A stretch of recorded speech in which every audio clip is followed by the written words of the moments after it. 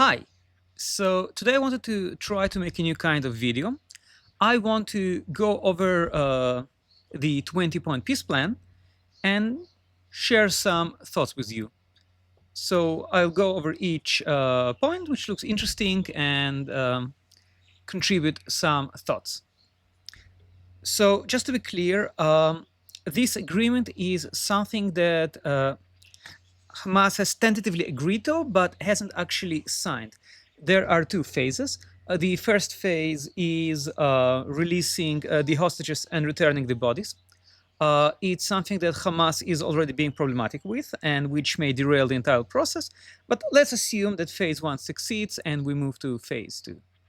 So the first point is Gaza will be de radicalized, terror free zone that does not pose a threat to its neighbors.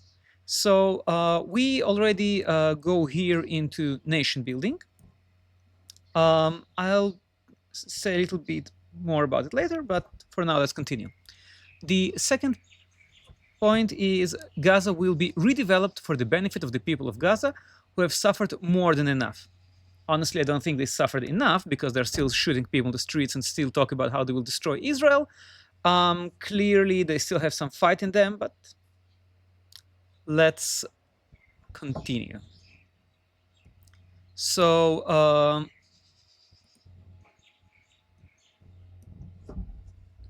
the first thing they did when they were when Israel started bombing them is they started massacring each other. And also, did they apologize to Israel? Did they say, October 7 was a bad idea, we want to live in peace? No. So, like, how did he reach the conclusion that they didn't suffer enough? If they behave in exactly the same way they behaved before, then clearly they haven't suffered enough for the purpose of de-radicalization. The next point is if both sides agree to this proposal, the war will immediately end. Israeli forces will withdraw to the agreed upon line to prepare for a hostage release. During this time, all military operations, including aerial and artillery bombardment, will be suspended and battle lines will remain frozen until conditions are met for the complete stage withdrawal. So that point is interesting because that's just a surrender as far as Hamas is concerned. Because their demand was that Israel should completely withdraw and only then they will release the hostages. And the fact is that they have released the hostages without Israel withdrawing. And some of these, these terms are 100% of Israel demands. So in order for Israel to withdraw from Gaza, Gaza must do absolutely everything that Israel wanted Gaza to do in the first place. So that's basically a surrender agreement with a pretty ribbon on top. Will Hamas actually do that? We'll see. Maybe they won't have the choice. But right now, we are not off to a great start because they did release the hostages, but they didn't return all the bodies yet. So we are not moving in a great direction. Let's continue. Within 72 hours of Israel publicly accepting the agreement, all hostages, alive and deceased, will be returned. Alive, they have returned, praise God. Deceased, no, it didn't happen. Next point, once all hostages are released, Israel will release 250 life sentence prisoners plus 1,700 Gazans who were detained after October 7, 2023, including all women and children detained in that context. For every Israeli hostage whose remains are released, Israel will release the remains of 15 deceased Gazans. Now, I want to pause on two things here. First of all, when they say children, you shouldn't think about, like a little baby in the cradle. These are teenage fighters. The first famous terrorist attack that was carried out in Gaza against Jews was 3 Gazan teenagers who threw a grenade into a passing Israeli car and murdered 2 Israeli children aged, I think, 7, 8. It was the attack against the Arroyo children. The attackers were aged 15, 16, and 17. So when we talk about children, we talk about those teenagers with grenades and machine guns who kill people, not about, little babies like they try to make you think with this very dishonest framing. Now, this deal is literally 100 times better than the Gilad Shalit deal. Because Israel gets to keep about half of Gaza at the moment. And those 1,700 people are basically Gazans who were apprehended during the operation. So they only actually released 250 terrorists for 20 Israelis. And remember, in the Gilad Shalit deal, they released 1,000 terrorists for one Israeli soldier. And another important point is that back then, Hamas basically got the list they wanted. Everyone they asked, they got. Now, almost all of their requests were rejected. Like the people they wanted to release the most, like Barghouti, for example, were not released. So Hamas really showed their desperation here. They really ran out of steadfastness. Okay, let's continue. Once all hostages are returned, Hamas members who commit to peaceful coexistence and to decommission their weapons will be given amnesty. Members of Hamas who wish to leave Gaza will be provided safe passage to receiving countries. So right now they're still saying that they want to destroy Israel, free of all Palestine, death to the Jews, blah, blah, blah. But who knows what will happen? Maybe some of them will say, I had enough. I want to have a permanent vacation in Tunisia or the Maldives or Ireland. Who knows? Whoever accepts those lovely people, all I can say is good luck. Good luck. But okay, so suppose these people leave. But what about the organization? What about those who were already captured on October 7? Like, can they say oops, and are we expected to release them?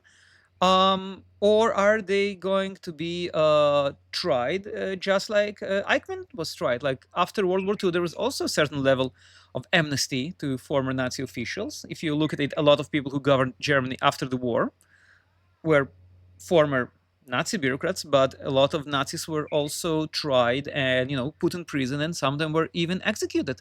So I think that in Israel's case, the same can be said about some of those people arrested on October 7 inside Israel. Their crimes are comparable to the crimes of Eichmann, so I think it stands to reason that will be tried in the same way. Okay, so let's move to the next point.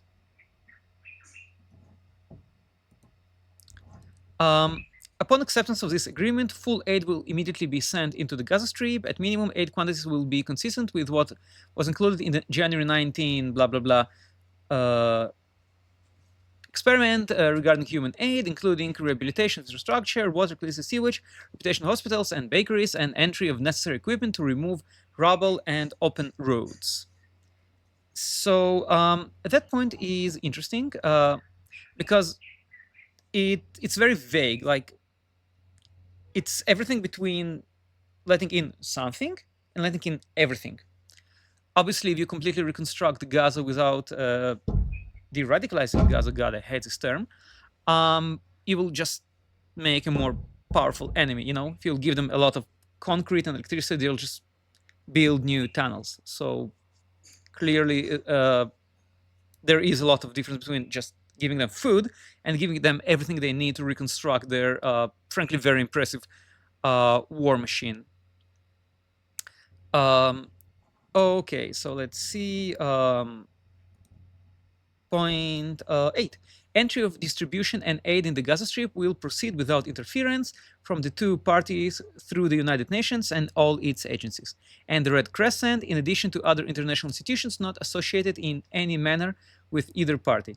Opening the Rafah crossing in both directions will be subject to the same mechanism implemented under the January 19, 2025 agreement. So all I can say about this is been there, done that. There is a certain idea which is common in Israel and the West that making Hamas richer will make Hamas more peaceful. That is absolute nonsense. In reality,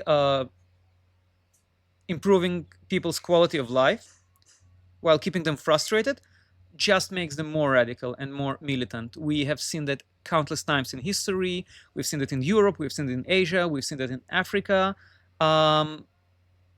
That's just wrong. That it won't de-radicalize Gaza, it will re-radicalize Gaza.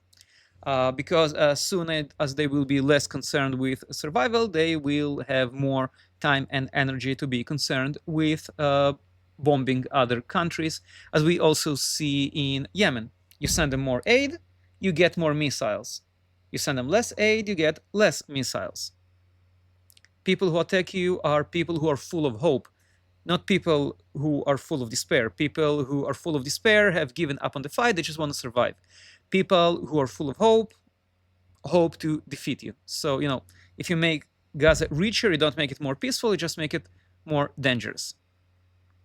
And when they say that, United Nations and agencies not associated with either party, the people who will actually be doing the work will be Gazans. They will hire. Who are they going to hire? They're going to hire Hamas, because you can't hire people who are not Hamas in Gaza. So that point is absolute and total nonsense. Let's continue to point 9. Gaza will be governed under the temporary transitional government of a technocratic, apolitical Palestinian committee responsible for delivering the day-to-day running of public services and municipalities for the people in Gaza. By the way, it's interesting to say people in Gaza, not people of Gaza. This committee will be made of qualified Palestinians and international experts with oversight and supervision by a new international transitional body, the Board of Peace, which will be headed and chaired by President Donald J. Trump, with other members and heads of state to be announced, including former Prime Minister Tony Blair. This body will set the framework and handle the funding of the redevelopment of Gaza until such a time as the Palestinian Authority has completed its reform program, as outlined in various proposals, including President Trump's peace plan in 2020 and the Saudi-French proposal, and can securely and effectively take back control of Gaza. This body will call on the best international standards to create modern and efficient governance that serves the people of Gaza and is conducive to attracting investment. Okay, so this point is basically the mandate. After World War I, when the British and French conquered all those lands from the Ottoman Empire, and the League of Nations gave them a mandate to develop them into viable nations. So yay, we're bringing back the mandate. Last time maybe it didn't work so great. If you look at countries like Iraq, Syria, Lebanon, they're not exactly a paragon of success and progress, but maybe we'll do it right this time, who knows. If at first you don't succeed, have another British governor and everything will be okay. Now, another slightly less obvious point is that this is very similar to the solution to Bosnia and Herzegovina, where they have the High Commissioner. So they have like this kind of home rule, but there's also a European High Commissioner, basically with veto powers over the government. Does Bosnia work? Do you consider it a successful or independent country for that matter? I'll leave you to decide. Just read about Bosnia and Herzegovina and about the European High Commissioner. That's a very similar decision. In practice, it turns Gaza into a Western colony, like in the good old days, but this time it will be an American colony, not a British colony, although they seem to bring back a British governor, perhaps for a bit of nostalgia.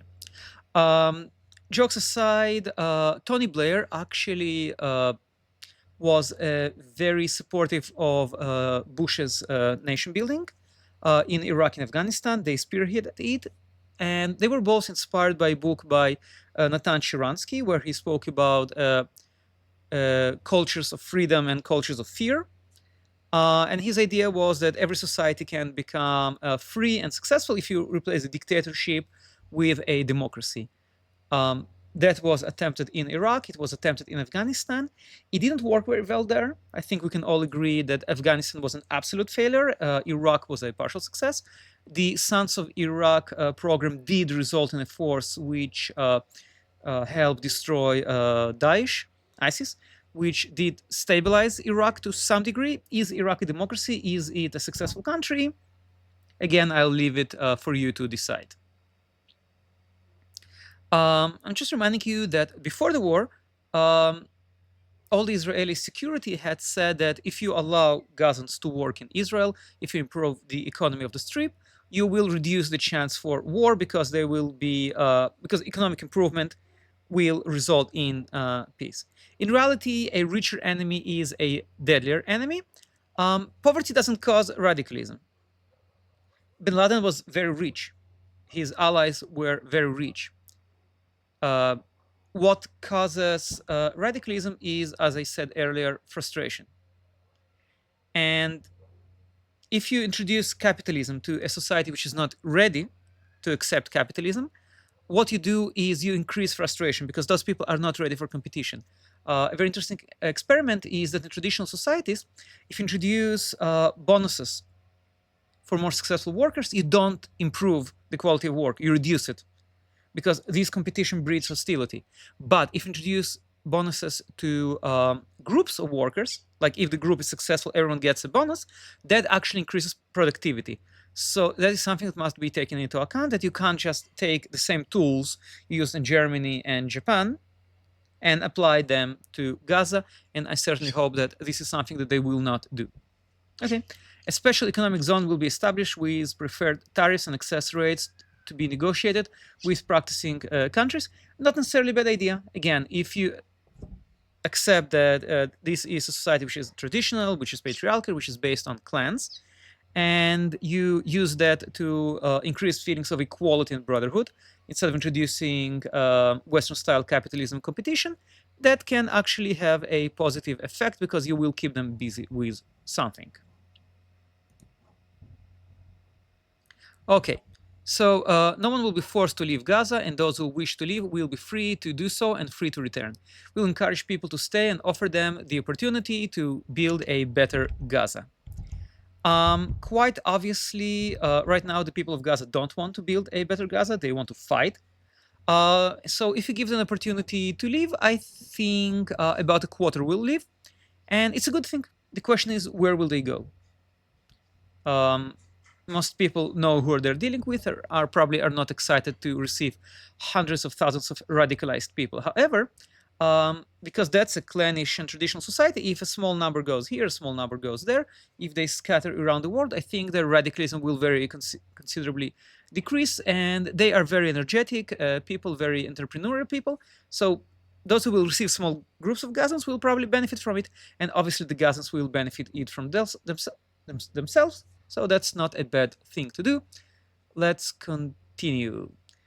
Hamas and other factions agree to not have any role in the governance of Gaza, directly, indirectly, or in any form. All military, terror, and offensive infrastructure, including tunnels and weapon production facilities, will be destroyed and not rebuilt. There will be a process of demilitarization of Gaza under the supervision of independent monitors, which will include placing weapons permanently beyond use through an agreed process of decommissioning and supported by internationally funded buyback and reintegration program, all verified by the independent monitors. New Gaza will be fully committed to building a prosperous economy and to a peaceful coexistence with its neighbors.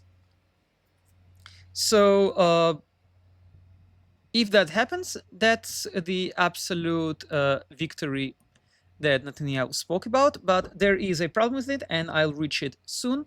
For now, let's do point 14. A guarantee will be provided by regional partners to ensure that Hamas and the factions comply with their obligations, and the new Gaza poses no threat to its neighbors or its people.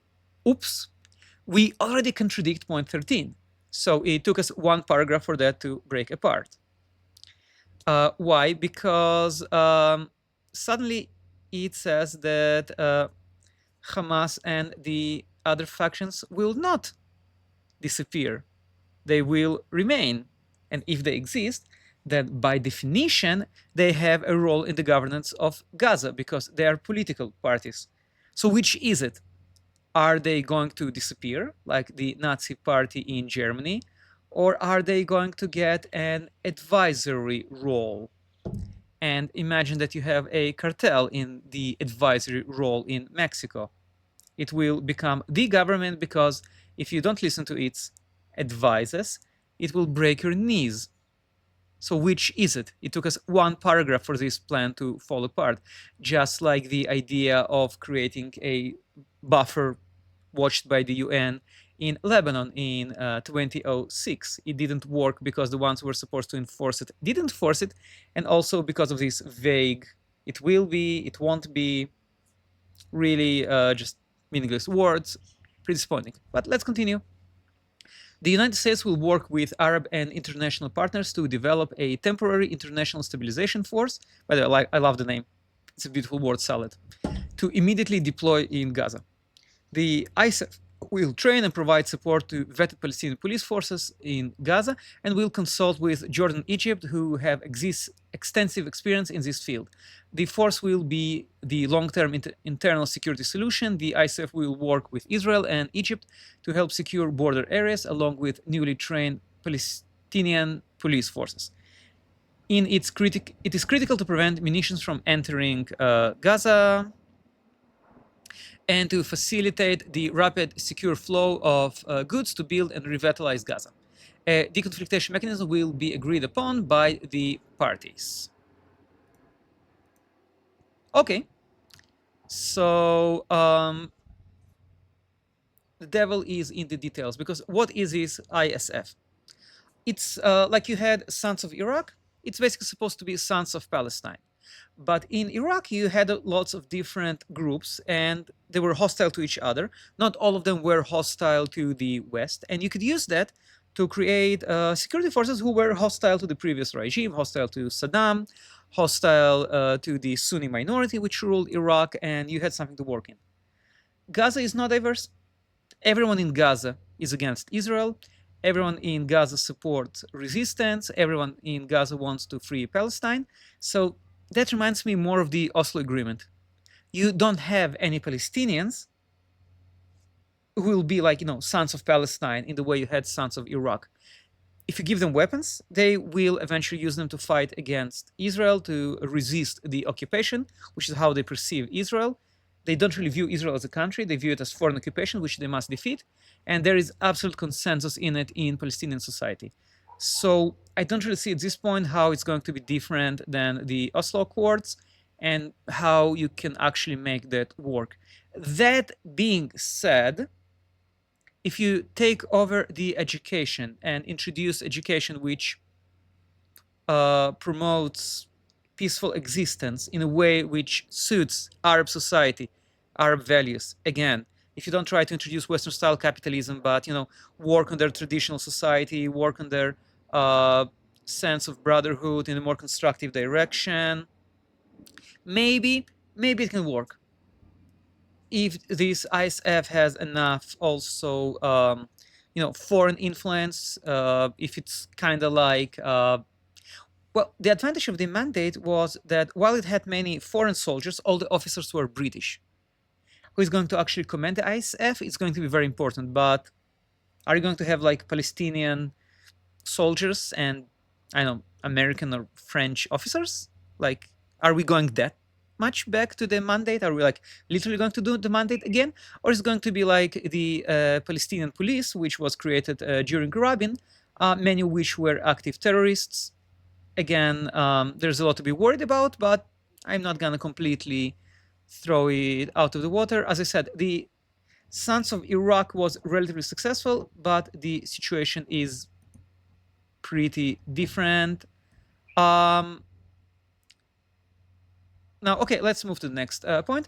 Israel will not occupy or annex Gaza. As the ISF establishes control and stability, the IDF will withdraw based on standards, milestones, and timeframes linked to demilitarization that will be agreed upon between the IDF, ISF, the guarantors, and the United States, with the objective of a secure Gaza that no longer poses a threat to Israel, Egypt, or its citizens. It's funny because, you treat them like children. We must protect them from yourself. They're not children. They're not even like, some kind of primitive Stone Age people living on an island. They're part of an ancient and civilized empire. I always say the Gazans are not uncivilized. You hear that? They're mis-civilized. They have a bad civilization, but they are civilized. Stop treating them like children.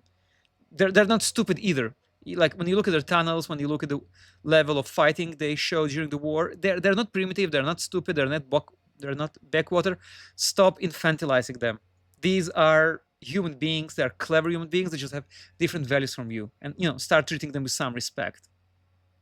As like Sinwar said in an interview once, I don't want you to like us, but you do want. I want us. I want you to understand us. I want you to accept us the way we are. And he is like. By the way, he spoke pretty good in Hebrew in this interview because he did bother to study us. He did respect us. So, let's return them this very basic favor.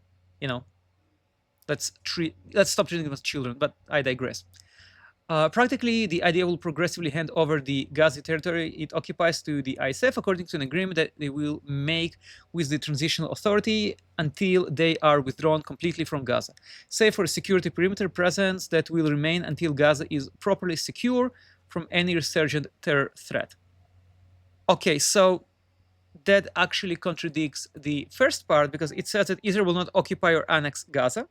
But the last sentence says that until Israel considers Gaza safe, it will occupy a part of Gaza. So which is it? Also, if you look at the map, which Trump posted, you will see there are several withdrawal lines. And the last withdrawal line doesn't actually include all of Gaza. Israel retains a certain buffer zone. So again, which is it? You keep contradicting yourself. Okay, so 17. In the event Hamas delays or rejects this proposal, the above, including the scaled-up aid operation, will proceed in the terror-free areas handed over from the IDF to the ISF. That's already happening. There is no ISF, but it's already happening. You have the popular forces in Khan Yunis, in Rafah, in Beit Lahia, and you have, I don't know the numbers, but I think about 50,000 Palestinians who live there. They have their own kind of home rule, and they coexist peacefully with the IDF. So that's already happening, and it's a good thing. I'm happy for those people, really, if they can go to school and live their lives without getting bombs fall on their heads and without, shooting missiles at me. We both win, And notice that, by the way, it uses their societal structure. It's based on clans. It's based on regional powers. That actually takes into account their social structure. So that's actually a good point. I approve. 18. An interfaith dialogue process will be established based on the values of tolerance and peaceful coexistence to try and change mindsets and narratives of Palestinians and Israelis by emphasizing the benefits that can be derived from peace. First of all, I want you to give me a like just for not vomiting while reading this nonsense. Oh my God. So Islam is not a peaceful religion. And you know what? Judaism is not a peaceful religion either. We don't want to coexist with them. They don't want to coexist with us. What we need is a good fence. Good fences make good neighbors. We are very different people, and even if we have a peace agreement, we will still not get along because we are very different. We have different values. We live in different ways. Our society is individualistic, capitalistic, very competitive, very modern. Their society is traditional, patriarchal, conservative. What goddamn coexistence are you talking about? Are they supposed to become more like Jews? Are Jews supposed to become more like Muslims? What the hell are you talking about? Just convince them that fighting against us is a bad idea because they will keep losing. That's it. Don't try to turn them into Belgians because they're not going to be Belgians. And, when I look at what Belgium is becoming, maybe it's a good thing. Maybe there's nothing wrong with their mindset. Maybe you don't have to tolerate different people who ruin your society. Maybe the people of Gaza don't want pride parades in Gaza. Maybe they don't want to tolerate things that contradict their culture. I don't want to tolerate things that contradict my culture. This, societal building is so arrogant. You want to play the missionary, just don't want to call yourself a missionary. And Arabs don't like Western colonialism. They had very bad experience with it. They don't want people coming from Europe and telling them how to live their lives, how to be, how to engineer their societies. Just drop it. It's terrible. Remember those idiots who came to Egypt from, Wales, Hungary, whatever, and gave long speeches about, you Egyptians, you have to listen to us. We know how to help Gaza. Do you remember how the Egyptians look at them with disgust? They were absolutely right. Just don't do that. Just don't try to engineer societies. Okay, we're almost over, so that's nice. 19. While Gaza redevelopment advances and when the PA reform program is faithfully carried out, the conditions may finally be in place for a credible pathway to Palestinian self-determination and statehood, which we recognize as the aspiration of the Palestinian people. It's nice. The key word here is may. They don't say you'll get a country, they say you may get a country. What's the condition? Whatever the hell we want. So that's, it's neither good nor bad, it's nothing. You may get a country when the reform program is faithfully carried out. Who decides that? How is it decided? Is the requirement for Arabs to stop being Arabs and become Belgian? Because usually that's how you decide. You can create a country when they're ready to be like a European country. Otherwise, you're not a real country as far as these people are concerned. It's funny, really. It's funny. Again, very similar to the mandate. We're basically bringing back the mandate. And the final point is the United States will establish a dialogue between Israel and the Palestinians to agree on political horizon for peaceful and prosperous coexistence. Sure, let's talk. Whatever. So, as a summary, I will say that this is somewhere between the horrible Oslo Agreement and the failed early 20th century mandates, with a bit of Bosnia, which is a bit more successful, added for flavor. The mandates have failed, but can a mandate work? Because some of the countries where the Europeans, which the Europeans colonized, have actually benefited from it. When you look, for example, at India, you can definitely say that in many ways, India benefited from British colonialism. And you also notice that it ended non-violently. They learned a lot from the British. They taught the British a lot. Both cultures benefited from it. That was an actual genuine cultural exchange. And when the British left, it was very traumatic. You had the partition violence. They still have a conflict with Pakistan. But overall, when you see how successful Indians are in business, in science, in culture, in art, you can say that Britain did help India to become a more successful country. And I am not belittling the Indian culture here at all. It's a very ancient, very advanced culture, more advanced and more, in many ways, more philosophical. Ooh, nice. More philosophical than Europe. I think we have a lot to learn from Indian culture. I'm a huge fan of Indian philosophy, but in many ways, India benefited from British colonialism. So can we take the good aspects of the mandates of Western colonialism, because that is a pretty colonialist document, and apply it to the Palestinians? Most people say, no, Oslo failed, the mandates failed, the withdrawal from Gaza failed, the attempt to economically develop Gaza by letting them work in Israel failed. But does it necessarily have to fail after it failed spectacularly 4 times? Not necessarily. Because if you approach it with good faith and you actually try new things and you actually take into account the unique traits of this society, and if you're willing to give it time, if you don't say I want it like in a year, in 2 years, but if you are willing to give it an entire generation, and if you keep the US and Israel heavily involved in the process, but also listen to local authorities, to muhtars, to clan heads, to religious authorities, and don't try to engineer the society, but accept its unique structure,